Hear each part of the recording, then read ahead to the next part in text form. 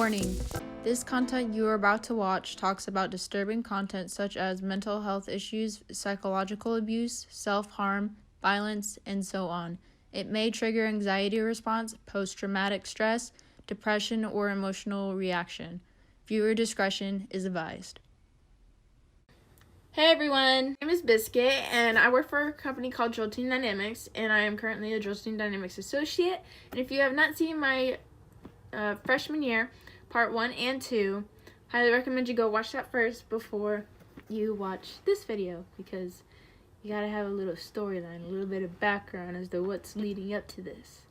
Why I'm making videos is because videos is to help those who are previously going through what I went through, or having similar experiences as though I went through, to help them push through and get through it, and to also help prevent those from having to go through what I went through, because it's not fun. So, just to get a little bit started, this is Ginger Snap. It's interrupting. I'm sorry if I seem like a downer. I've been having really bad dreams lately, and it's been taking a emotional toll on me. And these next few videos are really gonna take a big old toll on my mental health. So fun. We're definitely gonna try and stay positive. Sophomore year, we did not have a coach, so our commander that year had to pretty much step in and take that role as a coach, and she had to make out the plans and everything and what we needed to do. There was also a point where our instructor had asked me and another girl to keep an eye on her to make sure that she was doing what she needed to do. And we kept an eye on her to make sure that she was doing what she was supposed to. And there would be a couple times after practice where our instructor would pull us in and just to check in and say, hey, is she doing good? Is everything going okay? And we said, yes, everything's fine. There's nothing wrong. And this only happened maybe 2 or 3 times out of the beginning of the year. So she was doing what she needed to do, and things were getting done, and things were going productively. As time went on, conflict had got a little bit risen in between the team, and majority of the conflict was from me and another girl. Oreo, come here. Emotional support, baby. But he doesn't want my love. He doesn't want my love anymore. He's getting too old for it. But me and this girl, we were friends through the summer after freshman year, and we started getting closer. But as time had went on, we would say some things that would get on each other's nerves, and I had said some things that I shouldn't have, and I will admit that. And keep in mind, this girl's not the bad guy in all of this. You really can't put blame on anybody. You just have to sit back and look at, okay, what did I do to lead up to this? And it was mine and hers conflict that ended up leading to what happened. And when our conflict rose, I did terrible things. I've said some stuff that I couldn't take back, and I apologized for it. She forgave me at that point in time, but as things went on, she decided one day that she wasn't going to be friends with me anymore. She didn't want to talk to me, and I never really understood why, and I may never know why. And that's something I'm just gonna have to deal with, because a lot of the time I find out whenever people don't want to be friends with me, I never get a reason as to why. Because I would like to know what I did wrong, so that way I can reflect on it. But for some reason, I never get told why. And I wish people would just tell me why. But you can't always get what you want in this world. But that being said, she didn't like me. I had a boyfriend at the time, and things were a little bit rocky there.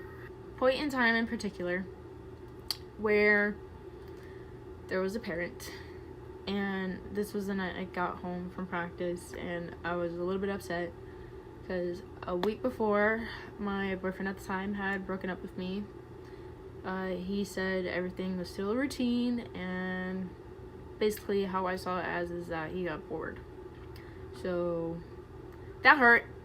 I cried about it. I'm not gonna cry about that anymore because I have a better life now. High school breakups are tough. I understand it. You just gotta think, it's not the end of the world. You will have better things, better opportunities coming up.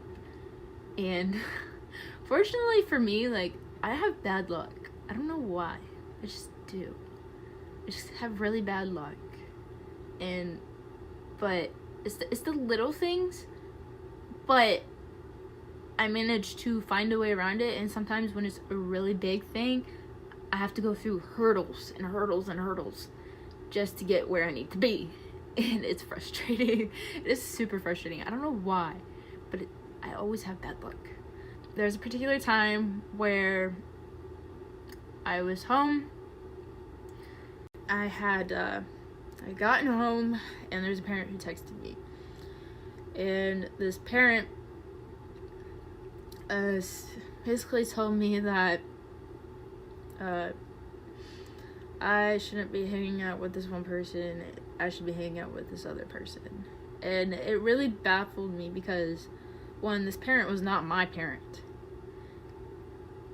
Two, I understand that there's certain people that you shouldn't be hanging out with, but this particular person was not that kind of person. And nobody really ever took the time to understand where she was coming from. And I'm that person who wants to understand where people are coming from. So that way I don't say something that offends them, you know? I want to understand where you're coming from. And basically, another thing that happened was, obviously, just broken up with my significant other, or he broke up with me, and I was upset about that. This was the first time that I ever got broken up with. Normally, I was the one to break it off, but that was the first time I ever got broken up with. So it was really hard, on top of basically my friend didn't like me anymore, and so that was hard. And I had to deal with this girl who didn't like me, was going out of her way to just ignore me, not even talk to me. And it was really frustrating because I didn't know why she didn't like me. And just from a parent that wasn't even my own parent telling me that I shouldn't be hanging out with this person, like, I was very upset. And I sat there on the bathroom floor and I just had a panic attack. I couldn't breathe. I had talked to, but I texted my mother, and I texted her saying that I needed to go back to therapy. And when I had texted her that I needed to go back, I knew I wasn't gonna get a reply because she was at work, and I totally understood that. But it was the fact that sorry, I'm trying to keep my emotions together. It was the fact that the next day when I got home from school, I was sitting at the dinner table and my mom was just acting sweeter. She didn't say anything or do anything about the fact that I had reached out because I needed therapy. I was going through really, really difficult point because that night I felt so numb that I couldn't breathe. At that point where I didn't want to be around anybody, and I reached out to my mom, and she didn't do anything. I love her to this day, but at that particular point in time, I was super upset because I told her I needed something that I've had before in the past because of my anxiety and my ADD, but she didn't do anything about it to get me that help. And I needed help, and I knew I needed help. And, say hi, Oreo. But I knew I needed help, and she didn't get me that help. And it really sucked. Like, I sat there crying for what felt like forever. And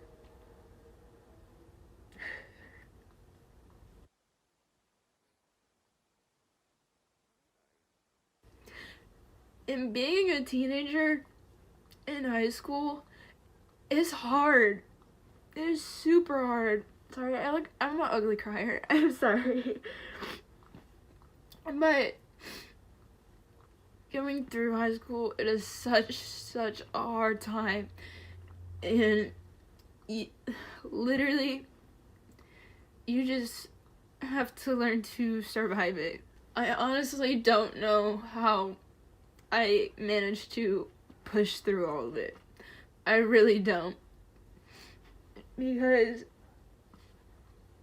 from my sophomore year to like my senior year, everything was so hard because I struggled tremendously trying to feel, and I couldn't. There'd be little slight moments where I was happy, but I honestly think I was getting depressed, and in that moment, I didn't want to be alive. I did not want to be alive. And the reason I'm crying is because I can't believe that I wanted to do that at that point. And even then, I've had multiple points throughout my high school experience that I didn't want to live. It just baffled me because I always wanted to be that person there for everybody, and I would help some friends try and get through what they were getting through because I didn't want to see them die. And I was at that point. And even after high school, I had another episode where I was at the point where I was like, I don't want to be alive. And it sucks. It sucks, but like literally. But I didn't get the help that I needed, and it took a huge toll on me even throughout the years. But I later gathered myself together and went in my room and did my homework, and I went to sleep. And I bottle a lot of things up, and this is honestly my first time expressing it out loud. And I bottle things up, and at some point it builds up, and it would come out, and I would cry, and I would just continue to cry, and it is not healthy. And I highly recommend that no matter who it is, somebody, if you need to talk to anybody, just reach out for help. Because I tried, and I've tried, and I've had friends try and help me get through it throughout the years, and you shouldn't have to deal with it alone. And basically, when I dealt with my panic attacks and my breakdowns, I felt like I was doing it alone. And nobody should have to go through it alone. And I thank the Lord for my husband, because he's helped me through multiple breakdowns unlike anybody else. And he will let me cry it out. And then whenever I cry it out is when I talk about it. And I cannot thank him enough every day for being there. So just know there's always somebody out there who cares and will go head over heels to try and help you because they love you. I hate those waterworks gone. Yeah, Ori's over here like, what's wrong? What's wrong? It's my baby. Yes, I know, baby. I know, mommy's an ugly crier. I know a lot of people say that I'm not an ugly crier, but I am. Don't lie, I am. Basically, after that, I want to say a little while after, the parents had gotten involved into mine and this other girl's conflict, and the pot got stirred even more, and the parents went to the principal, and the principal said it was too much, and the girls' team needed to be shut down. Nobody knew about this until the day of, when it came to my instructor having to tell everybody, I'm sorry to inform you. And he wrote it out on a letter because it was extremely hard for him to even say it. And the first person to know was our commander. And then the second person to know was me. I walked into the room. My instructor had given me the letter, and I sat there and I read it, and I just looked at him, and he said, I'm sorry, this is the hardest thing I've had to do. And I just sat there in silence, and I said, okay. And I had a few tears roll down my face. I walked out of the office. I kept the letter with me, and I still have it with me to this day. It was hard. I sucked it up. I went on about my day, and unfortunately, there was more girls to follow that were called into the instructor's office that got the awful news, and I had a girl come down the hallway crying, saying, this isn't true, tell me this isn't true. And she just kept bawling, and I tried to be there for them as much as I could.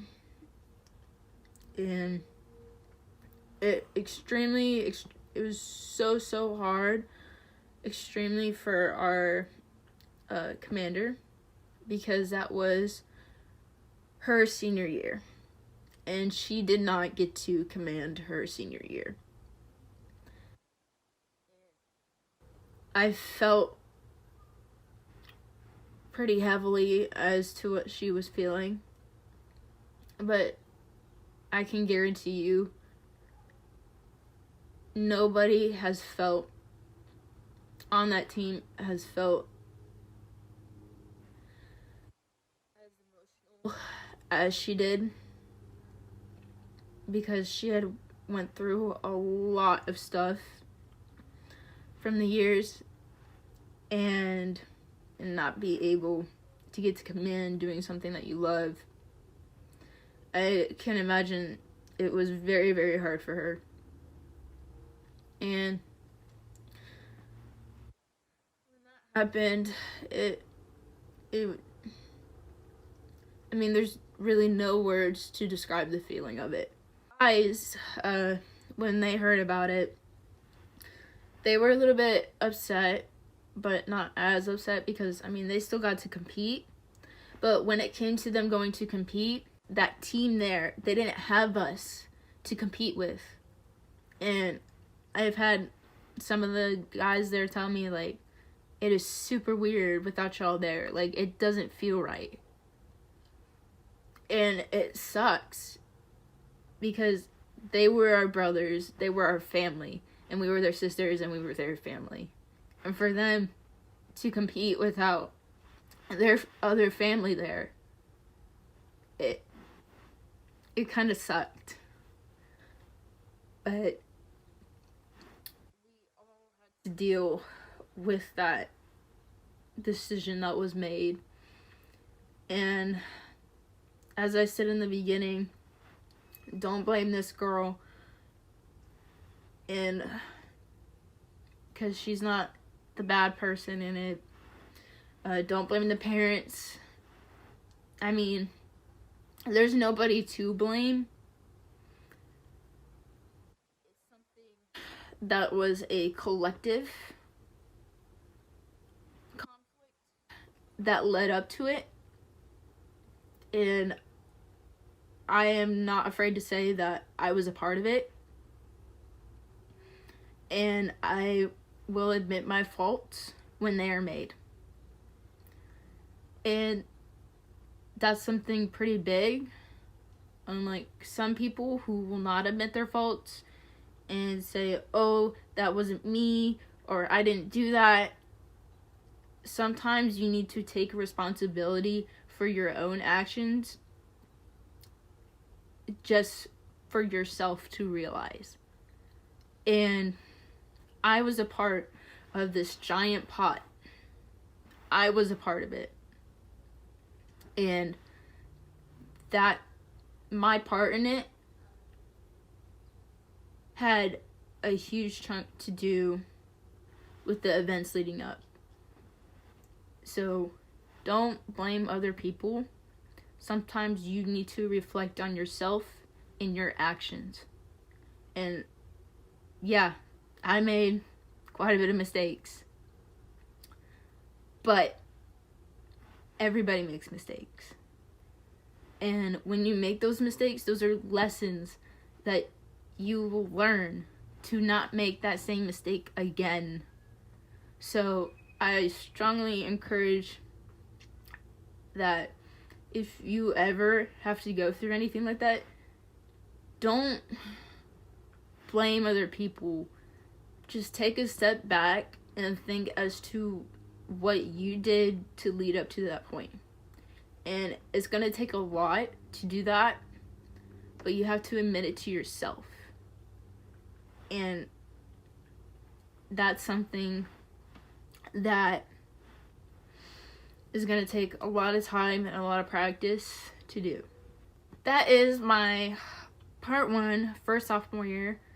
If you have not seen freshman year part 1 and 2, I highly recommend you watch those, because some of those events will lead up to where we're going with my JROTC experience.